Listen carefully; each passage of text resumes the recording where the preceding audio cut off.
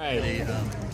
Very, very short. Nice to meet you, Ralph Derby. Thank you, thank you. Tell us about the progression of taking Twisty, the horror in the show, in episode 4. Was that something that was originally planned, or? Well, I think revealing Twisty's backstory that early was kind of a daring move in a way, because we were taking really what was one of the scariest characters and kind of putting it all out there up front. But that was partially because we wanted to sort of transfer his evil to Dandy. So that was a strategic idea, but also because our theory is, why wait, right? We try to tell as much story as we can without making the audience wait too long. You know, we burn through a lot of story in 13 episodes, and even though it's a little scary to say we're going to shoot our load on this particular story this early, it keeps us kind of frosty for the rest of the season, because we know we're going to have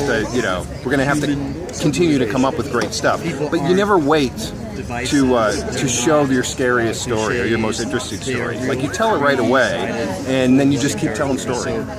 Now, in this season, the first 3 seasons were pretty dark. I mean, in terms of like color, there was a lot of grays, a lot of blacks, in asylums and kind of holed up in places, in just mansions. This time, you guys played with a lot of color. There was a lot of light out, a lot of other stuff. Was that more fun to kind of shoot and play with and mix those colors into American Horror Story that hadn't before? Well, I mean, it's interesting that you say that, because I feel like actually Coven was weirdly the colorful season. You know, because we had been in the asylum and we'd been in the house in the first 2 seasons, and then in the third year we decided to kind of open it up a little bit, and we moved to New Orleans to shoot the show. So that the show became weirdly a little bit brighter. I mean, the show's always going to have its dark elements, but I think what's thrilling about American Horror Story is every element is sort of designed and then pitched toward the story that we're telling that year. So Asylum's going to have a particular look, Coven's going to have a particular look, and I think it is true that Freakshow was maybe the most beautiful season. I mean, that encampment that Mark Worthington, our production designer, created, along with the costumes and the very eclectic mix of performers, was like nothing that you really see on television. I mean, I really think the most beautiful show on TV in a lot of ways, and I think the color of that I think is intoxicating and dreamlike. It's so good to see. It adds to the effect, the overall effect of the season. Definitely. And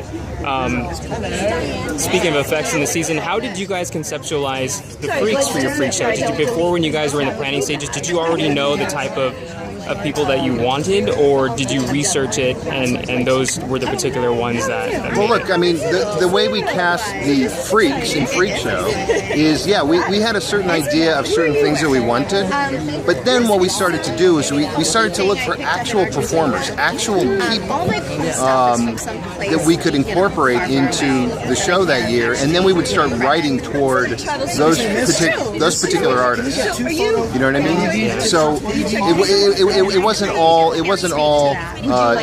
pre-designed that way. A lot of it came from who these people actually were, the artists and the performers. Except Sarah Paulson actually only has the one head. I noticed that. That was weird. That was a weird thing. Well, congratulations on the success of the show. I mean, you guys have been Emmy darlings the last few years, and Jessica Lange's last year. Maybe she'll win another one like she did last year, hopefully, and the year before. So, fingers crossed. Yeah. Thanks so much for talking to us. Thank you.